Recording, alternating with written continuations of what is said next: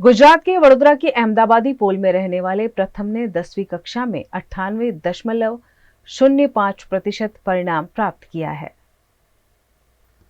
Gujarat board ने आज 10वीं के परिणाम का ऐलान किया है, जिसमें रावपुरा की अहमदाबादी पोल में रहने वाले विकास धौलकर के बेटे प्रथम धौलकर ने अव्वल परिणाम प्राप्त किया है। सरदार विनय मंदिर स्कूल में पढ़ाई करने वाले प्रथम ने 10वीं कक्षा में 98.05% अंक हासिल किए हैं, जिससे प्रथम के साथ साथ पूरा परिवार खुश है।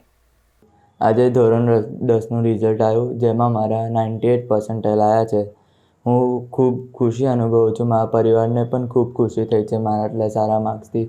હું દેશ માટે આગળ કંઈક કરીશ, દેશનું નામ રોશન કરીશ, મારા પરિવાર તેમજ મારી શાળાનું નામ રોશન કરીશ।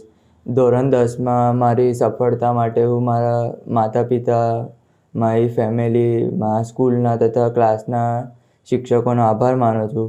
તેમણે મને પ્રોત્સાહિત કર્યો, તેના માટે હું તેમનો આભાર માનું છું।